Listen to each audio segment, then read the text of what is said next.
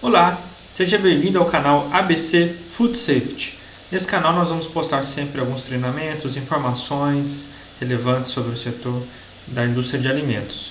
Hoje nós vamos então fazer um treinamento sobre a listeriose, que é uma doença ainda pouco conhecida, mas de grande importância para a saúde humana.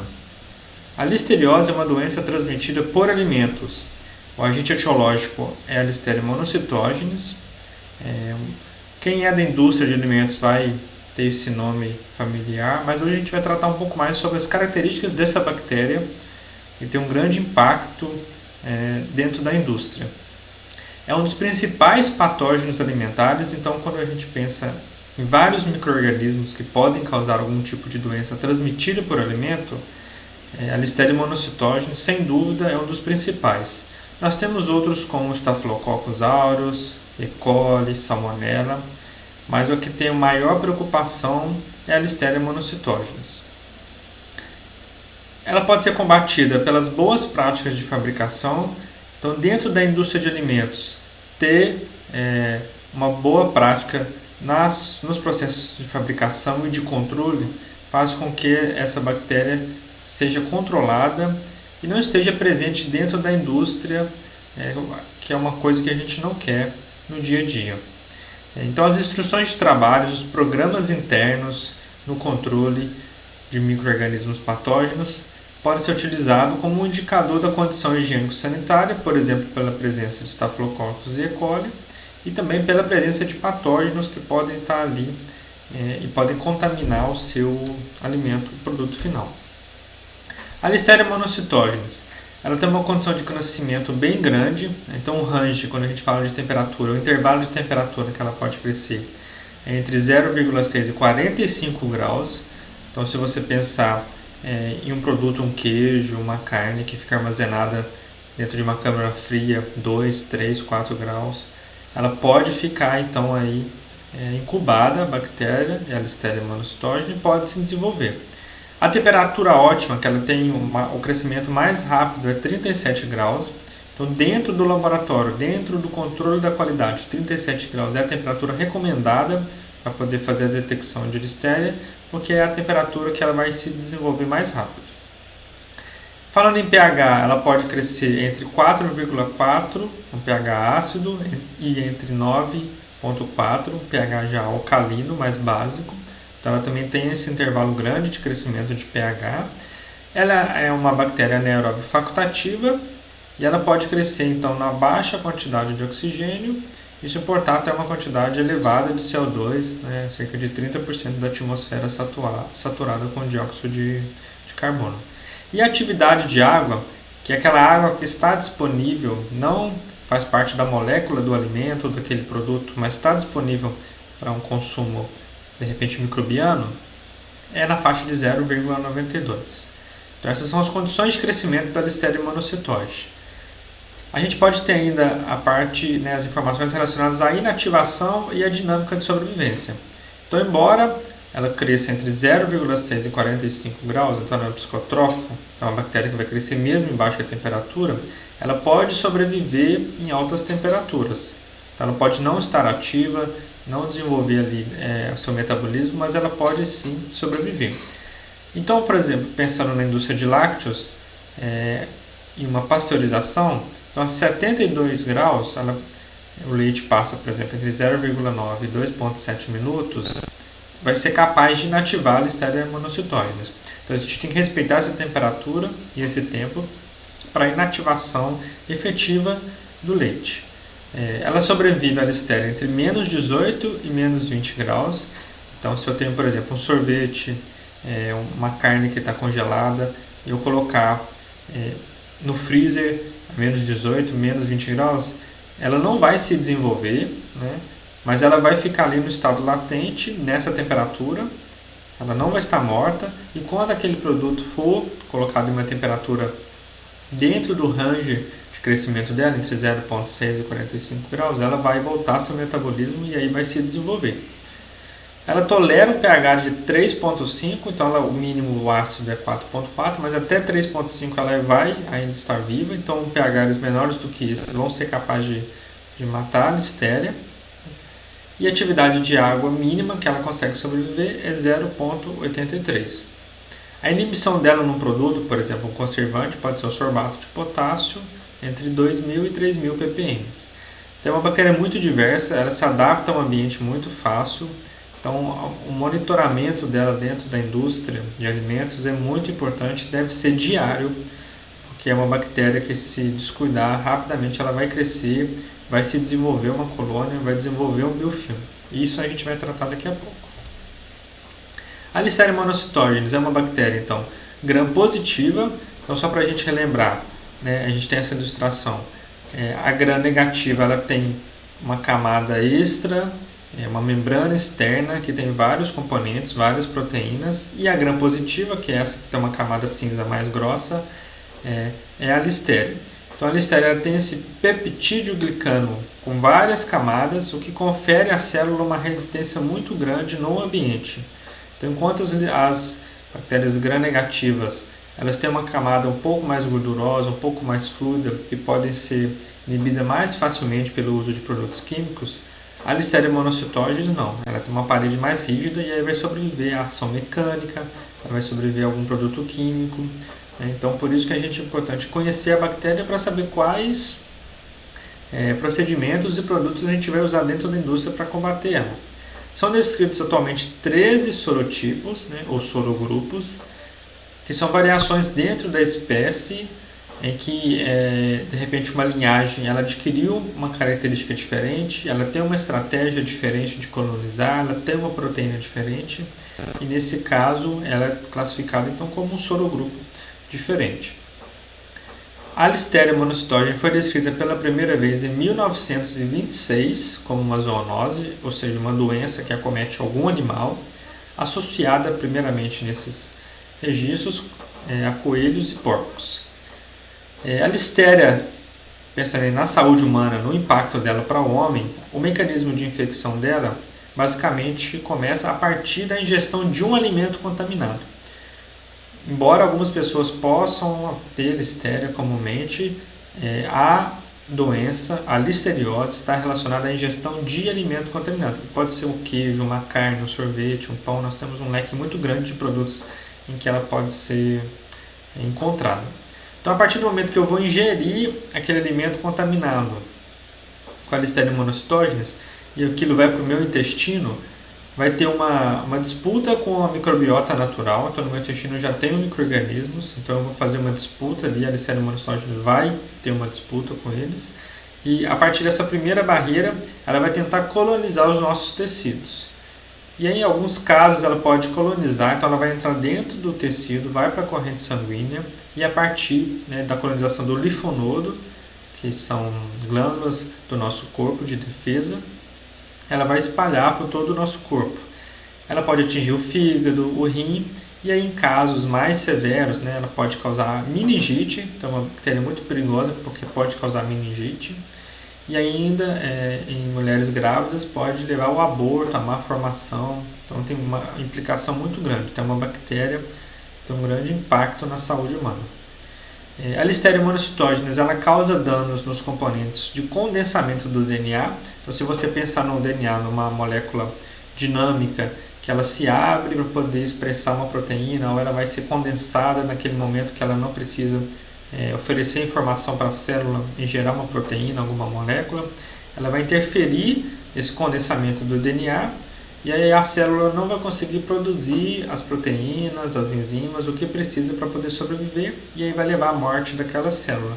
Se a gente está pensando isso numa escala grande, a morte de várias células do nosso corpo, nós vamos ter um impacto muito grande. Se isso for no fígado, no rim, ou mesmo no cérebro, a gente vai ter uma característica diferente da doença.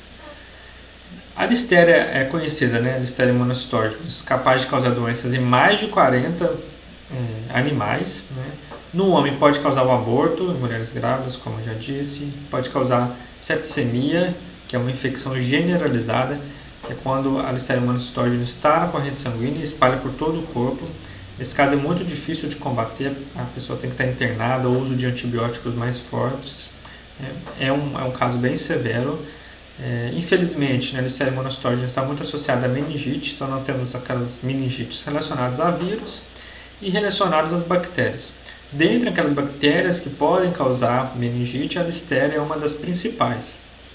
Pode causar ainda endocardite, então afetar os tecidos do coração, e ainda diarreia em alguns casos mais brandos. Quando ocorre, por exemplo, um surto de Listeria monocytogenes com algum alimento contaminado, cerca de 90% daquelas pessoas que tiveram contato com aquele alimento, que ingeriram aquele alimento, vão precisar de algum atendimento hospitalar. Então, se você pensar em um surto em que 100 pessoas comeram, por exemplo, um lote de queijo contaminado com Listeria, 90 pessoas, 90% delas, vão precisar, em algum momento no hospital, vão precisar de algum atendimento médico. Dentre essas 90 pessoas que vão estar aí precisando de algum atendimento hospitalar, a taxa de mortalidade é muito alta, cerca de 40%. Então, a Listeria monocytogenes, que causa a listeriose, ela chama a atenção não pela frequência com que ocorrem surtos ou com a frequência com que ocorrem as contaminações, mas é devido à alta taxa de mortalidade. Isso a gente está falando de mortalidade sem falar de outras implicações da pessoa estar hospitalizada, delas não estar trabalhando, dos riscos daquilo para a família. Então a gente tem um grande impacto social da presença da Listeria monocytogenes em um alimento. Por isso, o controle e o monitoramento dentro da indústria de alimentos é muito importante. Tem essa tabelinha simples falando de alguns principais produtos, o nível de pH e a atividade de água deles. Então, a gente tem desde alimentos de origem vegetal até alimentos processados, carnes, leite, queijo. E aí, a partir desses valores, estão lembrando que o range de desenvolvimento da Listeria do pH é entre 4,4 e 9,4 e a atividade de água mínima é entre 0,92. A maioria desses alimentos tem condição para que a Listeria se desenvolva e consiga multiplicar, gerar novas células e contaminar aquele alimento com uma alta carga microbiana. Mas quais alimentos, de repente, podem, por natureza, não favorecer o crescimento de Listeria? Então, nós temos pescados salgados. Então, nós vamos ter o nível de pH, nesse caso, não é conhecido. A atividade de água é muito baixa, então o sal vai drenar aquela água que esteja disponível no ambiente, então vai fazer aquela diminuição da água disponível, além de causar uma alta pressão osmótica. Então, normalmente, um bacalhau que esteja salgado, a presença de Listeria ali é quase que remota, é muito pouco provável que a Listeria vá se desenvolver ali. Ela pode estar presente, mas ela não vai se desenvolver. E o leite pó, que a atividade de água também é muito baixa. Então, a Listeria pode estar ali em uma condição latente, ela pode permanecer viva, mas ela não vai se desenvolver, não vai multiplicar, não vai liberar, de repente, alguma toxina, algum subproduto do metabolismo dela. Os outros alimentos dessa lista são mais diversos, então todos esses outros são possíveis do desenvolvimento da Listeria. E a gente lembrar ainda da faixa de crescimento dela, mesmo que esses produtos estejam refrigerados, havendo ali a presença da Listeria, ela pode então se desenvolver. Embora seja uma doença que hoje tem uma grande investigação, o primeiro caso de listeriose humana, que não é relacionado a uma doença em animal, foi datado de 1929. Mas ela foi relacionada a uma doença de origem alimentar somente 52 anos depois, em 1981, após um surto de listeriose ligada a uma salada de repolho nos Estados Unidos que já vendia pronta para consumo no supermercado. Então você comprava uma bandejinha com essa salada de repolho. E aí foi o primeiro registro de surto causado pela Listeria monocytogenes. Nos Estados Unidos, onde a gente tem mais dados robustos sobre a epidemiologia da doença, cerca de 1% das doenças causadas por alimentos contaminados é a listeriose. Então, se você pensar no todo leque de doenças possíveis causadas por um alimento, 1% é relacionado à listeriose. Então, o FDA, que é relacionado à saúde, como se fosse o Ministério da Agricultura nos Estados Unidos e também os órgãos do Canadá, em 2011, adotaram uma política de zero tolerância para a presença de Listeria monocytogenes em alimentos. Então, eles não aceitam a Listeria monocytogenes em qualquer alimento para consumo humano ou para consumo animal, desde 2008 nos Estados Unidos e 2011 no Canadá. A listeriose é uma doença que é descrita somente relacionada ao alimento contaminado, então ela não tem relação entre uma pessoa contaminar a outra, então ela está relacionada restritamente a um alimento que esteja contaminado. E a Listeria monocytogenes, na verdade, é uma espécie dentro do gênero Listeria. Então nós temos outras espécies de Listeria, por exemplo, Listeria inocua, que ela pode estar presente ali no alimento, ela não é patógena, mas se tem uma outra espécie do mesmo gênero da Listeria monocytogenes. Então, se a gente tem uma espécie irmã ali, a probabilidade da Listeria monocytogenes desenvolver é muito alta, porque aquilo vai indicar para a gente que aquele ambiente é favorável para o desenvolvimento de uma Listeria inocua ou da Listeria monocytogenes. Existem poucos relatos, mas há relatos que a Listeria monocytogenes pode resistir ao processo de pasteurização. Então, se no pasteurizador, dentro da indústria de suco, de água de coco ou de leite, que faz esse processo rotineiramente, o pasteurizador tem que estar calibrado e tem que estar numa temperatura e tempo capaz de controlar a Listeria. Como fazer esse monitoramento? Então, pegar lotes de produtos e fazer análise da presença de Listeria para detectar ela e aí saber se aquele produto, exatamente pós-pasteurização, está sendo bem, aquela pasteurização está sendo bem efetiva e controlando aquele micro-organismo. Mundialmente são conhecidos 40 casos de surtos de Listeria. Então, quando a gente fala de surto, é quando 2 ou mais pessoas acometem uma mesma doença relacionada a uma fonte de contaminação. Então, nesse caso, já foram relatados mais de 40 casos. Desses 40 casos, 82%, ou 33 desses 40 casos, após a investigação, foram relacionados à contaminação do alimento nas etapas finais do processamento.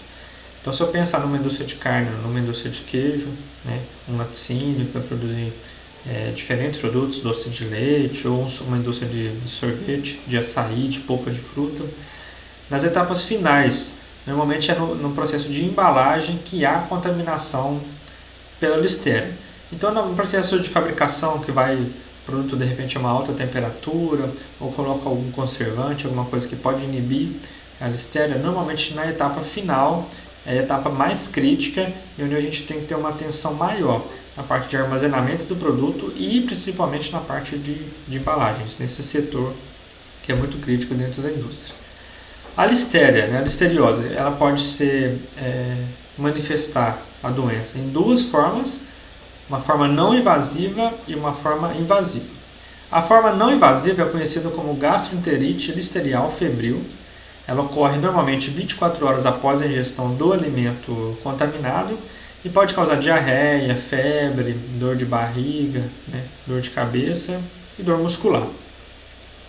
Essa forma, que é a forma mais branda da listeriose, que é uma forma não invasiva, normalmente ocorre em indivíduos saudáveis. Então, aquela pessoa que é um adulto saudável, está bem alimentado, está numa condição com a imunidade em dia, não tem nenhum problema de ser imunodeprimida.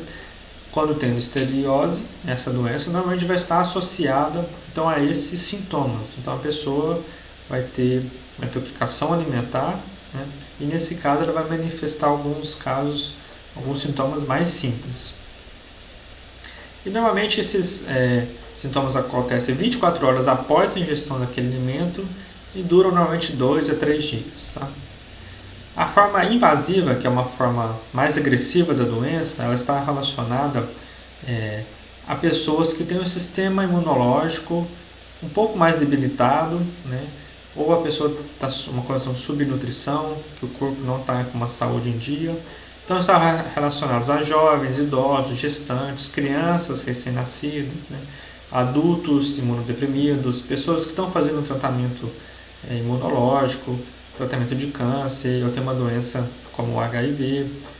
Então, essas doenças podem comprometer as defesas do organismo da pessoa e essa capacidade imunológica comprometida pode não ser eficiente em combater a Listeria. Nesses indivíduos, a Listeria fica incubada de 2 semanas a 3 meses, então a Listeria pode permanecer no corpo da pessoa por um período muito longo. Às vezes, no início, a pessoa nem percebe que está com alguma doença ou alguma coisa assim. Às vezes, ela vai associar aquilo a um sintoma simples, né?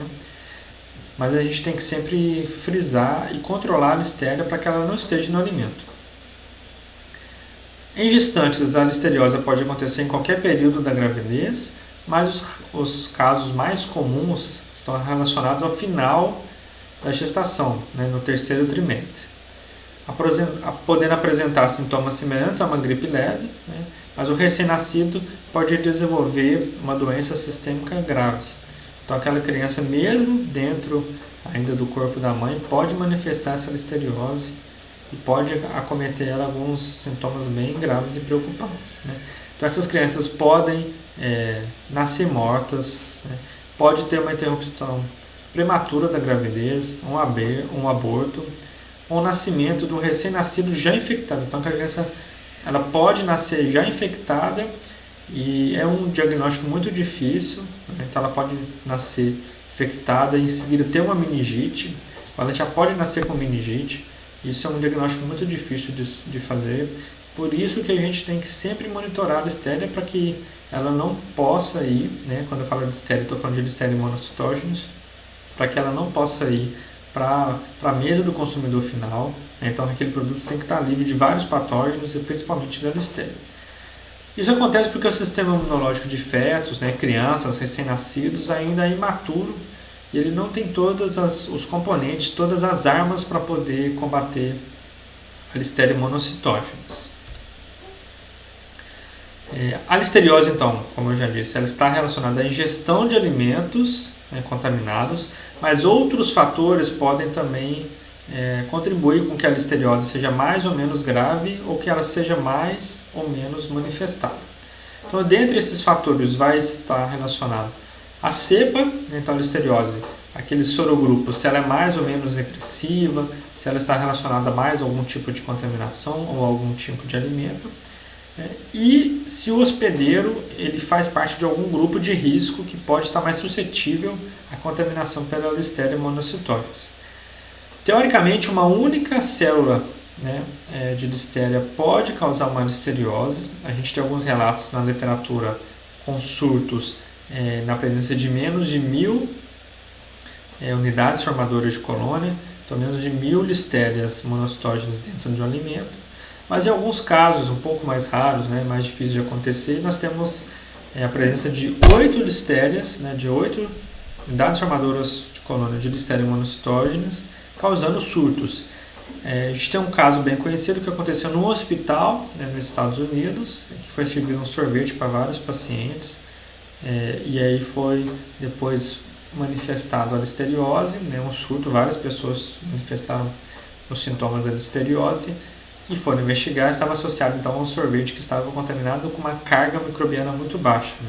Você pensar 8 UFC por grama, né, do sorvete é uma carga microbiana muito baixa, mas que nessa condição de um hospital, um ambiente em que as pessoas estão com a saúde debilitada, foi capaz de causar um surto. A listéria no ambiente ela pode ser encontrada no solo, no esgoto, água, nas fezes de animais e de humanos saudáveis, na vegetação e na silagem. Então ela vive em diferentes ambientes, é uma bactéria, como eu disse, gram-positiva, que tem aí peptídeo glicano bem rígido, então ela pode sobreviver em uma condição temporária, por exemplo, de um alimento que foi descartado na natureza, que ele está contaminado. Então aquilo pode depois cair na água e ser utilizado para regar um alface, e a listéria vai estar ali no alface, numa cebola, num repolho. Então ela vai ter essa capacidade de sobreviver no ambiente, não necessariamente intimamente ligada a um alimento. E a gente tem uma preocupação muito grande também na silagem, que é o alimento para o animal, né? Então é muito utilizado aqui no Brasil e em outros países fazer a silagem para ter aquele alimento no período de inverno, por exemplo. E a listéria presente ali vai contaminar o animal. Se aquele animal, né, está uma vaca produzindo leite, aquele leite pode ser contaminado pela listéria a partir de uma silagem contaminada. Então toda a cadeia produtiva, desde a matéria-prima até o produto final embalado, na mesa do consumidor deve ser monitorada quanto à presença de listéria. A população humana ela pode transmitir a doença a partir das suas fezes, então o indivíduo que esteja contaminado por natureza nas suas fezes vai estar contaminada, vai ter a presença de Listeria monocytogenes. Algumas pessoas são, por natureza, hospedeiros naturais da Listeria. Então nós temos alguns casos aí, entre 2 e 6% da população é portadora assintomática de Listeria monocytogenes. Então aquela pessoa convive com a Listeria, como a gente tem caso de Staphylococcus aureus, também algumas pessoas são hospedeiras por natureza. Aquilo não causa mal para ela, então ela pode permanecer com aquela bactéria sem causar mal para ela, mas ela tem um risco de contaminar, né, um alimento que ela está trabalhando. A contaminação pessoa a pessoa é pouco provável, não existe caso na natureza. Não existe caso, né? Não existe relato científico quanto a isso, mas se aquela pessoa trabalha dentro de uma indústria de alimentos, naquela parte de embalagem, naquela parte final, que é um ponto crítico, ela pode contaminar aquele alimento e aí aquele alimento for vendido, né, for comercializado contaminado. Então, quando for fazer o monitoramento da Listeria, e aí você faz todo o processo da matéria-prima, a primeira parte da produção, né, faz a parte, de repente, da pasteurização, e aí você só encontra a Listeria, de repente, na parte de embalagem. Então, se você fez o monitoramento de todo aquele ambiente e, de repente, não detectou a Listeria no ambiente, mas está um caso recorrente no produto, vale a pena investigar, de repente, o colaborador, se ele está com Listeria monocytogenes. Então, nesse caso, eu preciso procurar um médico especializado para fazer esse tipo de análise e determinar se aquela pessoa é uma portadora assintomática de Listeria monocytogenes. Não necessariamente ela vai ter que deixar de trabalhar naquela indústria. Ela pode trabalhar em um outro setor, pode trabalhar antes do processo de pasteurização, por exemplo, mas no setor que é mais crítico, na parte final, né, que é uma contaminação, normalmente uma contaminação cruzada, ela deve evitar trabalhar naquela parte ali. A Listeria monocytogenes está frequente em vários tipos de animal, vários tipos de alimentos, né, de origem animal ou de origem vegetal, e pode se tornar frequente em ambientes de processamento de alimento. Então, se eu estou numa indústria que produz, por exemplo, ovos líquidos, então aquele local, aquela máquina que passa o ovo líquido, que fica quebrando o ovo o dia todo, né, ali pode ser um ambiente que a Listeria vai se desenvolver, porque o alimento é abundante. Então, nesses pontos críticos, no tanque de fabricação, né, na indústria de sorvete, algum tanque que vai bater o sorvete, isso a gente tem que monitorar diariamente para poder evitar a presença de Listeria, porque quando a Listeria se aloca em algum lugar, ela consegue alguma fresta, algum lugar que é suscetível para o seu desenvolvimento, ela vai multiplicar, a população vai crescer, ela pode criar um biofilme e quando aquele biofilme ou partes dele soltar, contaminar o alimento. Tanto o gênero Listeria quanto a espécie Listeria monocytogenes pode formar biofilmes, então elas podem ser encontradas células livres na natureza, né, no alimento você pode encontrar 1 ou 2 células da Listeria monocytogenes, mas normalmente nesse ambiente que é mais estressante, ela vai se desenvolver na forma de biofilme. E aí o biofilme é muito difícil de combater dentro da indústria e é uma das principais causas de contaminação de listeriose, de Listeria monocytogenes no alimento final, né, no produto final. Então a gente tem que trabalhar com protocolos rígidos para erradicar uma possível fonte de contaminação. E o que é o biofilme? O biofilme nada é mais do que uma comunidade microbiana, então nós temos vários tipos de biofilme. Então, se você pensar no biofilme, eu gosto sempre de dar um exemplo, por exemplo, se eu tiver uma vasilha e quebrar um ovo ali. Então, a gema seria a bactéria Listeria monocytogenes e a clara seria um gel que ela, por natureza, produz. Então, se eu quebrar ali 30, 40 ovos, as gemas do interior vão estar protegidas por todo aquele outro material orgânico, pelo biofilme que vai estar ali.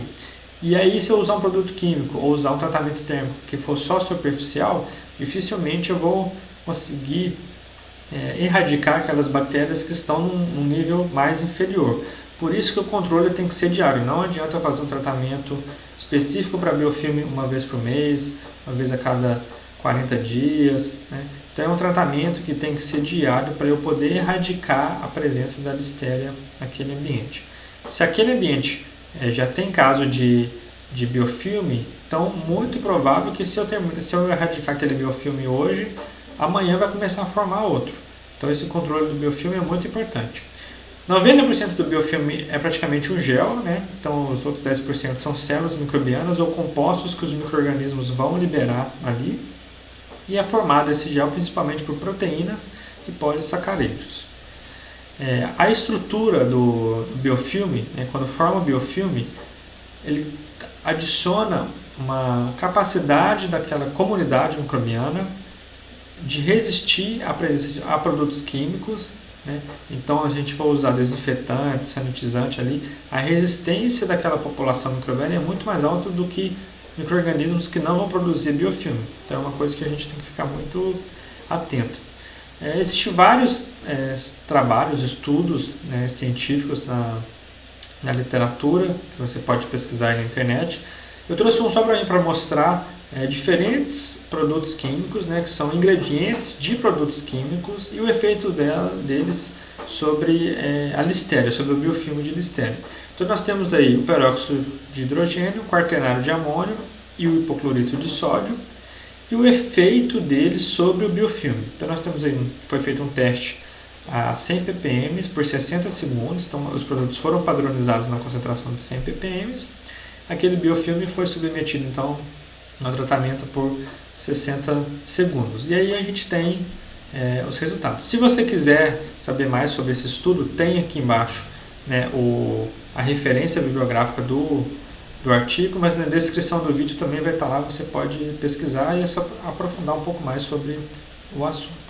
Então, se a gente perceber a curva em que a presença de listéria, então essa curva escura é a listéria e a curva cinza é o controle, quando eu coloco a listéria, né, o biofilme de listéria em contato com o peróxido de hidrogênio, eu vou ter uma diminuição significativa desse biofilme, né? Então foi colocado, então, a gente fala que é o cupom, que é um pedacinho de metal com biofilme de listéria dentro de uma solução. Nesse caso a gente teve a solução de peróxido de hidrogênio, quaternário de amônio, hipoclorito de sódio e deixou esse cupom então em uma outra condição de desenvolvimento e monitorar a presença de listéria, desse biofilme de listéria ao longo dos dias. Então em todos eles praticamente no 5º dia não foi encontrado mais o biofilme. Então ali as células, depois desse tratamento de 5 dias, ela foi erradicada. Então se eu faço um tratamento dentro da minha indústria, então por exemplo, eu estou fazendo controle de listéria, utilizei algum produto químico que é a base de qualquer um desses compostos químicos que são ingredientes, na verdade, de alguns outros produtos. Então se eu pegar esse produto e fazer o tratamento na segunda-feira, então, em teoria, com 5 dias, na sexta-feira eu não vou ter biofilme. Mas aí, no sábado, no domingo, eu comecei a produzir, estou fazendo a minha produção normal, pode começar a desenvolver a listéria novamente e aí desenvolver um novo biofilme. Então, se eu vou limpar daqui um mês, aquele biofilme se desenvolveu aí por 15 dias. Né? Se eu tivesse um resultado em que a listéria morresse mais rapidamente, provavelmente a frequência da limpeza deveria ser um pouco menor. Então, nesse caso, a gente tem que fazer um controle da listéria todos os dias para a gente poder evitar o desenvolvimento de biofilme. E eu falo todo dia mesmo, porque o produto químico ele tem ação. Se eu tenho um biofilme muito grande, com várias camadas, ele vai ter ação mais superficial e dificilmente ele vai atingir as camadas mais profundas do biofilme. Então, se eu removo aquela parte superficial do biofilme e ele tem outras bactérias, elas vão se multiplicar ao longo dos dias, ao longo das horas, e aí vão fazer novas camadas. Se o biofilme cresce muito, por natureza, ele vai desprender e aquilo vai então para um outro local, ou se é numa parte que está passando o alimento, ele já vai contaminar o alimento. Então, o controle do biofilme, principalmente de listéria, tem que ser diário. Quais produtos a gente pode utilizar então? Então, a ABC ela tem um portfólio muito grande de produtos, desde detergentes, sanitizantes, desinfetantes, que a gente pode utilizar no controle da Listeria monocytogenes. Qual utilizar? Então vai depender do qual a finalidade e onde você está utilizando. Então nós temos, por exemplo, dentro da ABC, o Sanit 100, que é um sanitizante à base de ácido peracético. Então o ácido peracético é utilizado mundialmente dentro da indústria de alimentos no combate de micro-organismos para sanitizar, e ele é muito eficiente no combate da Listeria monocytogenes e do biofilme. E onde vai ser utilizado? Então, pelas características do produto químico, né, então ele é a base de peróxido de hidrogênio de ácido acético, ele vai ter uma ação melhor em um ambiente fechado. Então, no sistema SIP, que eu vou fazer a higienização do meu sistema SIP, do pasteurizador, né, de uma Quidiomatic, de um equipamento em que existe um circuito fechado de limpeza, o Sanit 100 ele é muito eficiente e muito indicado. Então, primeiro eu faço a limpeza alcalina, depois eu faço a limpeza ácida e no final eu vou aplicar um sanitizante para poder erradicar aqueles micro-organismos que porventura podem estar naquele sistema ou podem formar biofilme. Então, a gente tem o Sanit 100 dentro do portfólio de soluções da ABC. Esse é um experimento que foi feito, né, de um outro autor, em que testou o peróxido de hidrogênio, né, então ele conseguiu fazer a 100 ppm por 60 segundos, é aquele mesmo trabalho, né, então ele estava testando o potencial desse produto químico, e ele verificou na figura A como estava antes e como estava depois, né, 60 segundos. Então, rapidamente a gente consegue erradicar uma grande parte dos micro-organismos. Então, o Sanit 100, que é a base de peróxido de hidrogênio, a gente indica uma utilização de 15 a 20 minutos para a gente erradicar todas essas células do biofilme e acabar com esse tipo de contaminação. Um outro produto indicado dentro do portfólio de soluções da ABC é um sanitizante que é a bigonida. Então, a bigonida é um polímero que vai englobar a matéria orgânica, vai englobar a célula microbiana, né, aquele biofilme, e vai fazer com que ela se isole. Então, nesse caso, a bigonida liga a parede do microbiano, então o microorganismo não vai conseguir mais se desenvolver, de certa forma como se fosse um concreto, ali, um plástico, que vai envolver todo aquele biofilme, todo aquele microorganismo, e quando eu fizer um processo por natureza de enxágue ou de remoção daquele resíduo, aquilo vai embora. E a Listeria vai morrer ali em contato com a bigonida. A bigonida é um produto muito utilizado, né? Então, dentro da ABC, a bigonida é um dos compostos do Sanitilact ABC. Você pode utilizar ele como sanitizante para limpar a parede, para você colocar no pé dilúvio, para colocar na barreira sanitária, naquele tapete, você coloca ali para quando a pessoa pisar, antes de entrar no setor de fabricação, sanitizar a sola da bota, às vezes é um ponto crítico que não é muito higienizado. Aplicar nas paredes de câmara fria no setor de produção. Então, o Sanitilact é um produto muito diversificado e muito indicado nesse tipo de combate.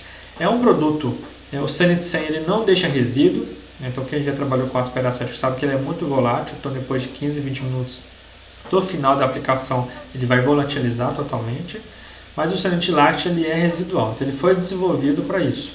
Então, quando eu passo o Sanitilact na parede da câmara fria, no setor, na parede de produção, eu deixo ele na barreira sanitária para a pessoa pisar com a bota, ele vai ter uma ação residual de até 8 horas. Então, ele vai atuar ali sobre a matéria orgânica, sobre os micro-organismos por 8 horas. Então, é um produto muito indicado para esse tipo de superfície.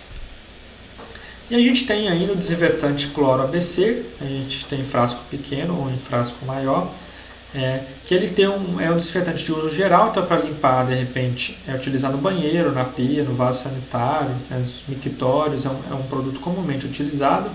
Ele é um agente oxidante, então ele vai retirar a energia dos átomos daquela célula, da matéria orgânica que for, então vai tirar a energia da célula, a célula vai morrer, né?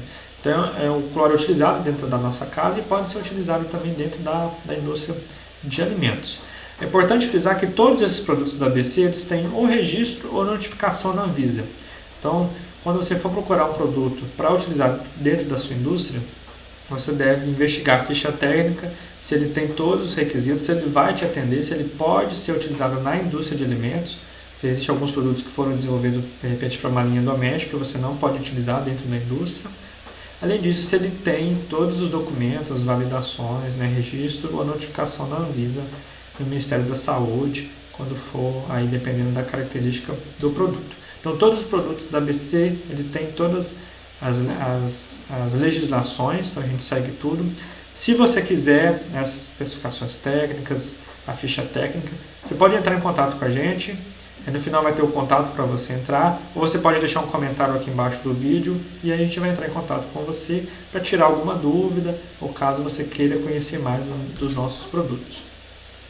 Além desses produtos químicos, né, que é utilizado historicamente e mundialmente na indústria de alimentos, atualmente a gente tem produtos mais tecnológicos. Então a gente tem produtos hoje em dia que são produtos enzimáticos. E o que é uma enzima? Então a enzima é um complexo normalmente proteico que vai catalisar uma reação química. Então uma reação química que aconteceria no tempo X, por exemplo, vou supor que em 10 minutos com a ação de uma enzima vai acontecer em poucos segundos. Então a enzima é tido como um catalisador. Então ela vai quebrar aqueles compostos orgânicos em moléculas menores ou em moléculas diferentes daquelas anteriores. Tem um experimento que foi feito então com Listeria monocytogenes, com o biofilme dela, utilizando um mix de enzimas. Então a gente observa aí nesse gráfico, cada barrinha é uma cepa de Listeria, foram investigadas aí algumas cepas, e a gente tem a porcentagem, o quanto aquela cepa morreu. Então a gente 100%, a cepa toda morreu, e aí à medida que a gente vai diminuindo, a gente vai tendo então resultados diferentes. De forma geral, né, mais de 85%, mais de 90% dos biofilmes foram degradados a partir do uso de enzimas. Então, o mix de enzimas, produtos enzimáticos, tem se mostrado muito eficientes, mais eficientes do que os produtos químicos, né? Porque ela vai degradar, aquele biofilme vai degradar a parede microbiana. De repente, o produto químico vai só remover aquilo, não vai necessariamente matar, mas a enzima vai conseguir ter essa ação. Então, nós temos produtos químicos para uso geral e produtos enzimáticos mais tecnológicos que têm uma acurácia, tem uma capacidade de combater células microbianas muito maior. Eu estou dando exemplo aqui de Listeria, porque o treinamento é sobre listeriose, mas o uso de produtos químicos e produtos enzimáticos vão degradar os micro-organismos, né, a matéria orgânica ali de forma geral. Seja um outro micro-organismo patógeno, seja um indicativo de condição higiênico-sanitária. Então tudo isso é importante para a gente ter como solução, ter como opção dentro dos procedimentos, das instruções de trabalho no que diz a higienização industrial.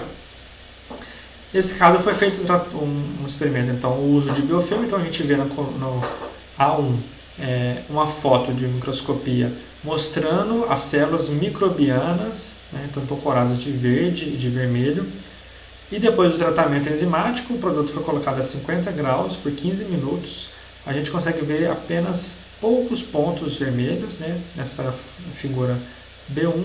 Então, se você lembrar do produto químico, que ele teve uma remoção, né, significativa, o produto com base enzimática é muito mais eficiente. Então, ele tem uma capacidade muito mais eficiente de atuar. Então, nesse caso, o tratamento, né, a temperatura não precisa ser tão alta, temperatura 50 graus, nesse caso, foi capaz da enzima atuar e degradar ali os compostos microbianos e acabar com aquele biofilme. Como você pode ver nesse caso, né, 15 minutos é um tempo de um tratamento, de um CIP. Sempre vai ficar um pouco ali de micro-organismo. Eu posso aumentar esse tempo para eu acabar com todos, mas pode ficar uma ou duas células que no outro dia, né, quando eu terminar aquele processo de higienização, aquela célula pode dar origem a um biofilme novo e aquela comunidade pode se desenvolver novamente. A ABC tem a linha CIP-MAX, então a CIP-MAX ABC é uma linha à base de enzimas, utilizada para esse controle microbiano mais tecnológico. Então ela foi desenvolvida para atuar em regiões que o CIP tradicional não consegue atingir. Então se eu pensar, por exemplo, uma indústria de lácteos ou de suco, que eu tenho tubulações, né, metros, quilômetros de tubulação, e eu faço o CIP tradicional ali, sempre existe algum ponto cego, algum joelho, alguma curva, alguma derivação, algum registro, que o produto químico não vai passar com aquela ação mecânica que ele tem que passar, ou ele não vai atingir aquilo. Se eu pensar numa queda, por exemplo, que eu tenho uma queda, de repente o produto químico vai cair e aquela parte superior do joelho não vai ser higienizada devidamente. Essa linha CIP-MAX, então, foi desenvolvida pelo setor de pesquisa e desenvolvimento da ABC e ela tem, por sua característica, um teor espumógeno em que vai produzir espuma numa escala micro, né? Então essa espuma ela vai atingir regiões dentro de um equipamento, de uma tubulação, em que o CIP com produtos químicos tradicionais não vai ser capaz de atingir.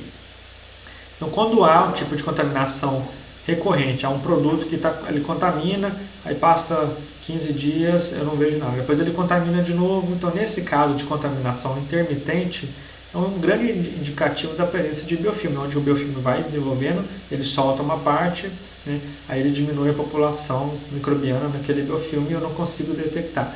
Aí ele se desenvolve de novo.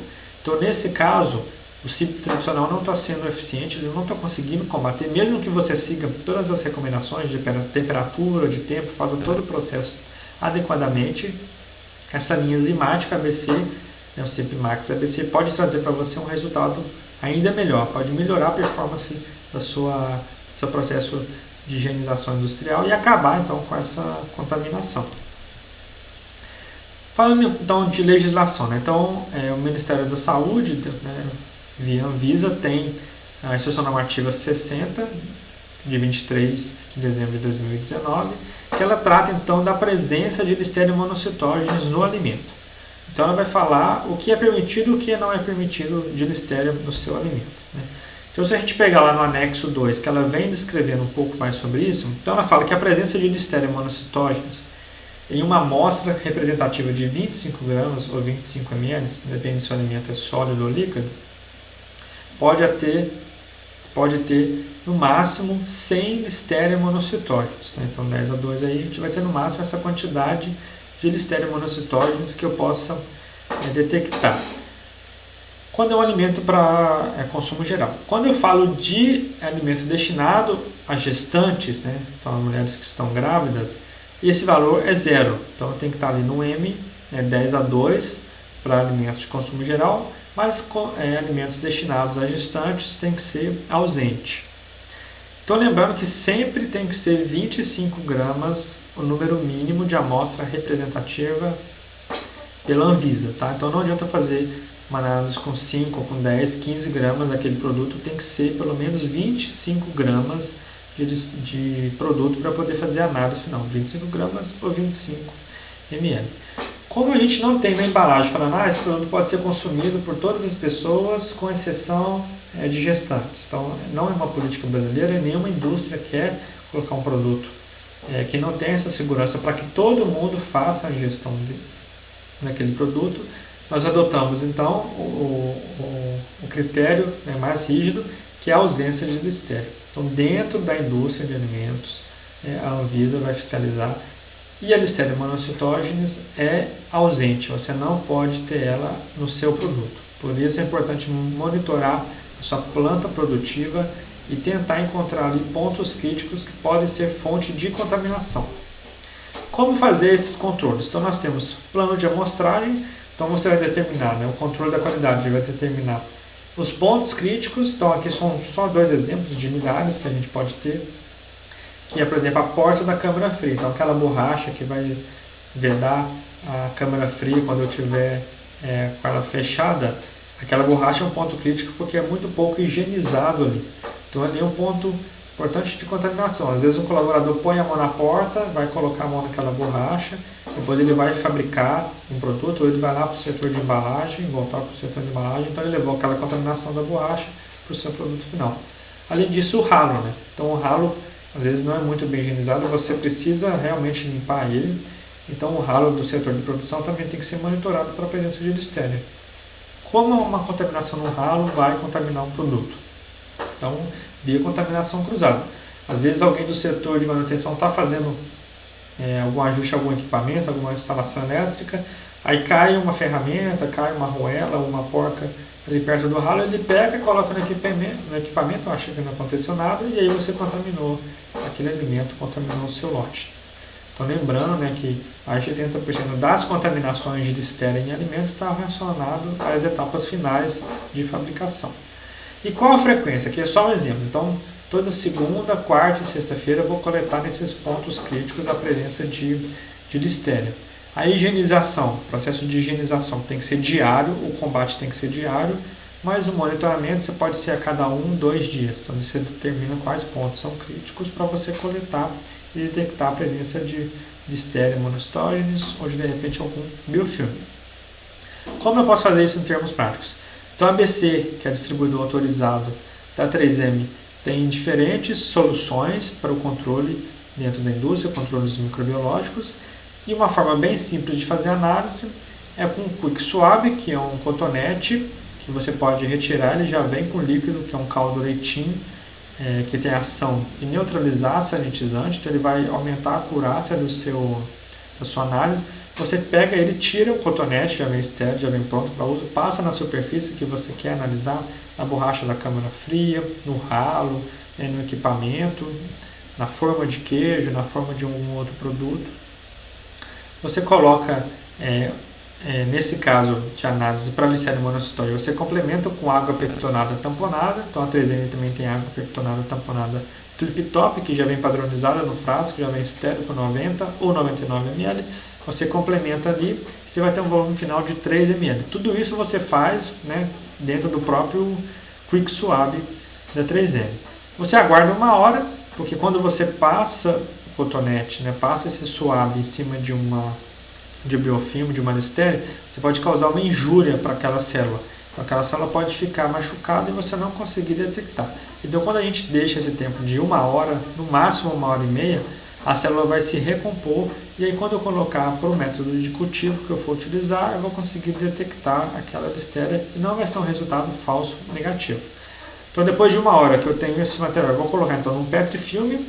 Se você não conhece o Petrifilme, é um meio de cultivo da 3M, então é uma placa que vem, né, como se fosse um filme, ela é bem fininha, ali já tem um meio de cultura, e, né, às vezes tem algum agente que vai destacar aquele micro-organismo, que vai fazer com que ele mude de cor, e já vem tudo padronizado, já vem estéreo, você vai colocar, ele é um filme, você abre o filme, coloca ali dentro o líquido do Quick Swab, vai abaixar o filme superior e vai incubar. Então no caso de listeria, para detecção de listeria ambiental, você vai incubar a 35 ou 37 graus e vai deixar por 28 horas e a sua contagem tem que ser inferior a 150 unidades formadoras de colônia, porque acima disso o petrifilme fica muito cheio, né? E aí a gente vai ter uma contagem subestimada, a gente não vai conseguir de repente contar tudo. Então, nesse caso que der acima de 150, né, tem que fazer a diluição seriada para você diminuir esse valor e aí conseguir contar a listeria dentro do seu intervalo que é indicado, que é menor do que 150 unidades formadoras de colônia. E como eu vejo a listeria, né? Então a listeria, né, o petrifilme final, ele fica assim. Então nós temos aí vários pontos, né? Normalmente a listeria vai se envolver numa cor vermelha.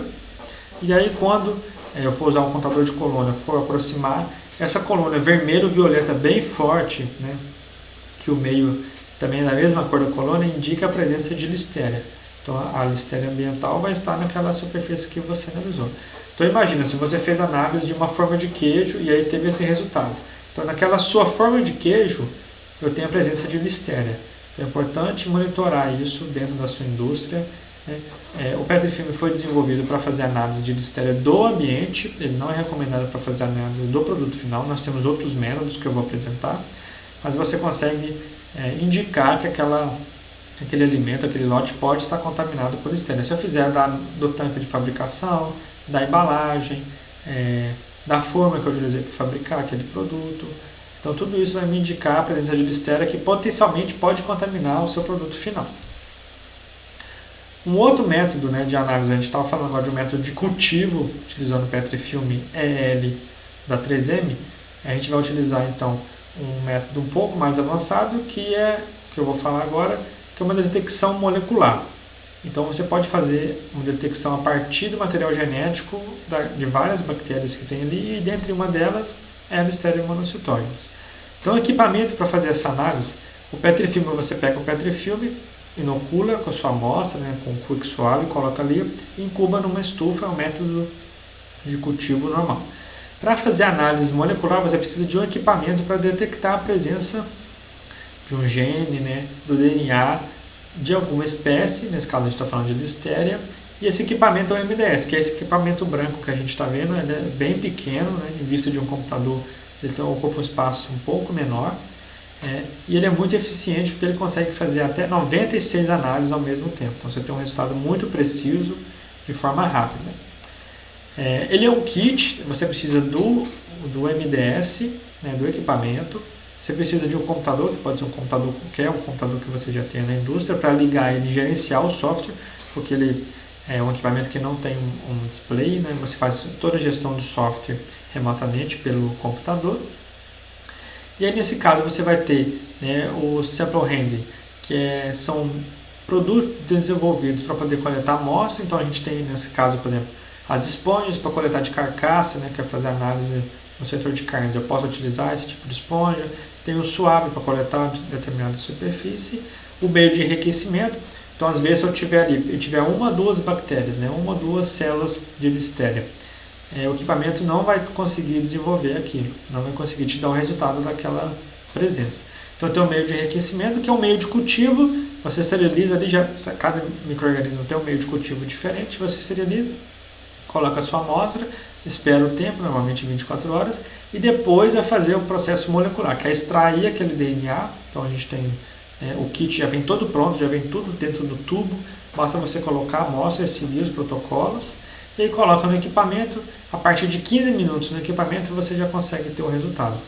Então, basicamente 24 horas, 25 horas você já vai ter um resultado final da presença de listéria no seu produto. Pode ser ambiente ou pode ser o seu alimento também que você está investigando. Esse método do MDS é muito prático, porque ele é padronizado para diferentes micro-organismos. Então tem alguns exemplos aí: Salmonella, E. coli, Listeria, o gênero ou espécie Monocytogenes, Chronobacter, Campylobacter, E. coli, as stacks, né, que vão ter toxina Shigella.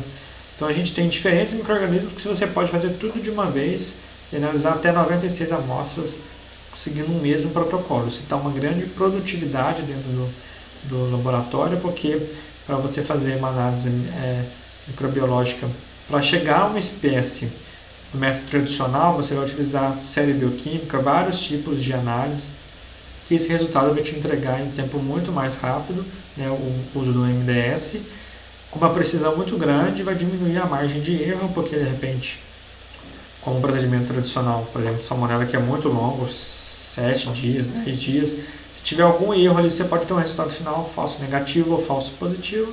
E o MDS, como um método muito prático e uma alta fidelidade do resultado, você vai conseguir então ter um resultado mais certo para a sua análise interna. Então o MDS ele já tem as validações americanas, a OSC, a USDA, e aí a gente tem ainda a europeia, que é a FINO, e no Ministério da Agricultura, no mapa aqui no Brasil. E o MDS ele é um método oficial para Listeria monocytogenes.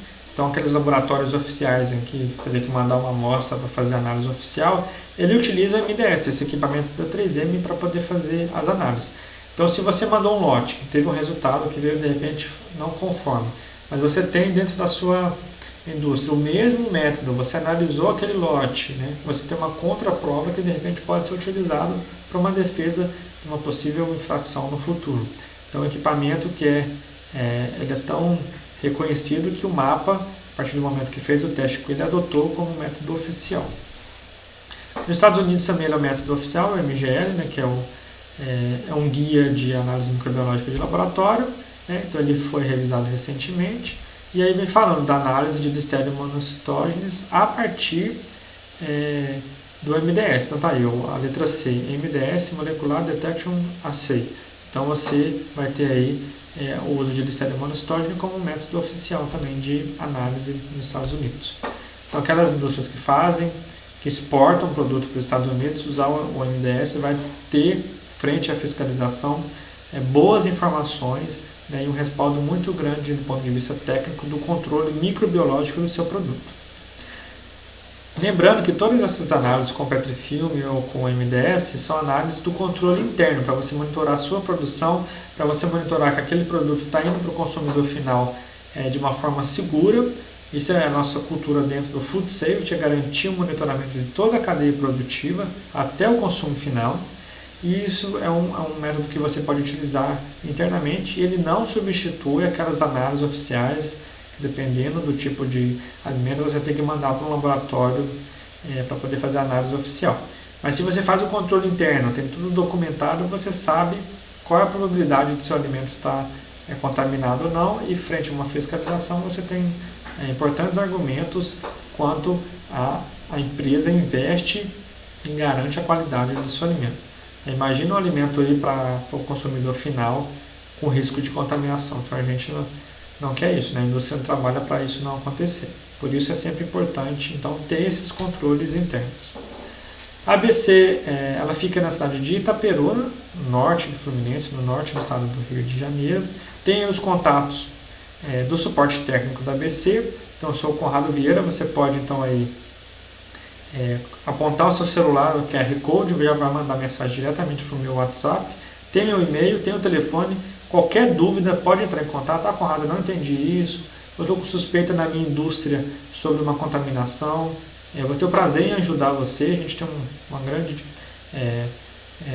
um grande leque de soluções dentro do portfólio da ABC. Então você pode entrar em contato diretamente comigo ou com o Francisco e com o Renato, que vão oferecer o mesmo suporte que eu ofereço.